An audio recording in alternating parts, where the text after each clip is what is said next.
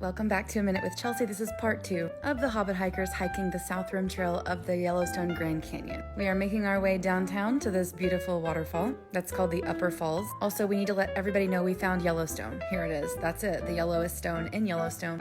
After you get past the upper rim of the Grand Canyon, you start to hike down some switchbacks, which takes you back down the mountain. And every time you turn a little corner, there's like a pull-out lookout section so you can get closer and closer to the waterfall. I think the coolest thing about this waterfall is that there's this big green streak on the left when you're looking at it, and it's just from like these really cool rocks. After you get to, like the closest you can get to the waterfall, you hit the switchbacks. And the switchbacks are all downhill, which honestly, I think it's worse than going uphill, but I have chronic joint pain, so who knows. This is me and Shelby pretending to eat grass. Well, Shelby did put it in her mouth, because the last time we were here, our friend Ginger called this Roughage Ridge and was like, come get a salad. You can kind of see the green streak on the left here. Can you see it? I think it's super cool. Then I busted out that 360 camera again, and if you're wondering what's happening in this clip, Phil is telling me about a bunch of women who almost pooped their pants on a trip. I don't know, who knows how long ago.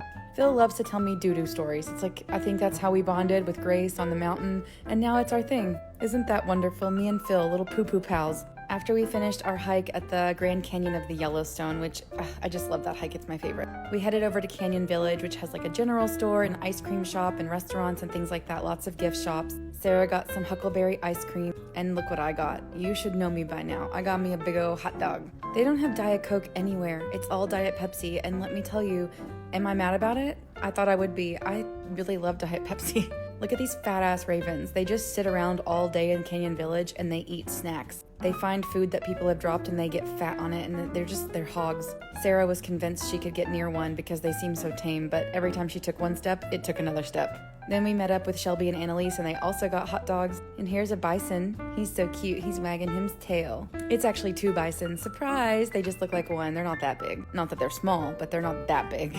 People get them confused with buffalo a lot, but these are not buffalo. These are American bison. The plan for the rest of the day was just to drive around and look for animal jam. Animal jam is what we call it when there's a traffic jam because of animals. Animal jam. Animal jam. It's a rule, you have to chant that. Also, look, he was rolling in the dirt.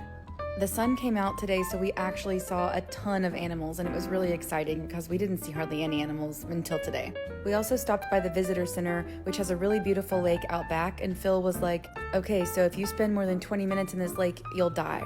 And I didn't hear the beginning of the conversation. I just thought he meant like it's geothermal or there's some kind of like sulfuric acid in there. And if you're in there longer than 20 minutes, your skin will melt off or something, right? Like I thought that's what he meant. There are these 2 kids out there swimming way far out. And I was like, oh my God, they're gonna die. They've been out there way longer than 20 minutes. And I thought I was just watching these children swim out to their death. Then Kai was like, Chelsea, no, you missed the beginning of the conversation. Phil said it's cold. And if you're in there more than 20 minutes, you'll get hypothermia. It really wasn't cold. I put my finger in it. Oh, look, they're running. And this guy is like he thinks he's a car. He's right by the road. The bad part of this drive is that it took an hour and a half longer than it was supposed to because of all the animal traffic jams. And Jess got very, very, very sick and threw up the entire trip back. But she was a trooper about it. She was okay. We made it back to camp somehow unscathed. Phil even pulled over multiple times to throw away vomit, and he was a trooper about it too. And we are having corn for dinner and pasta, which is my favorite night. And while Phil was cooking, kind of like a hibachi chef, we were helping him. And I was like, Phil, I have to ask you a question, like man to man. He was like, what's up?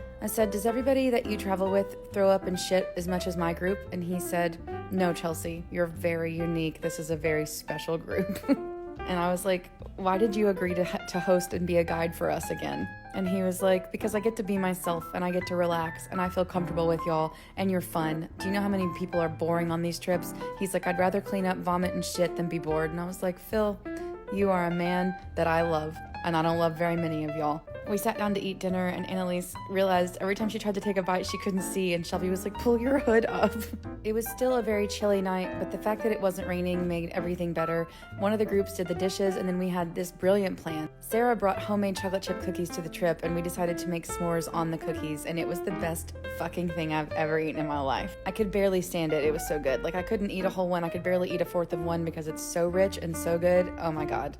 Every time I eat a s'more, I think it's probably the ugliest I've ever looked in my life, and then I started laughing and I couldn't quit. Then I dropped my damn cookie on the ground. Why can't I hold on to things when it's dark outside? It's like my vision goes and therefore my hands don't work. So here's a story. Katie made a s'more. She didn't want it, she just made it, because the marshmallows were color-changing marshmallows. Then she was like, something took part of my s'more. And Kai was like, it was a vole, I saw the vole get it. So I laid a graham cracker out trying to trap the vole and see if it would come back. Only for like 45 minutes later, we find out that the s'more was never taken by an animal. It was stuck to Becky's fucking pajama pants the entire time. We laughed so hard we could not breathe, and Phil was gone. He came back. He was like, what the hell's so funny? And why are there graham crackers all over the ground? And I was like, I'm trying to tempt a vole to come back, but turns out Becky's leg is the vole. And he was like, what the fuck are you talking about?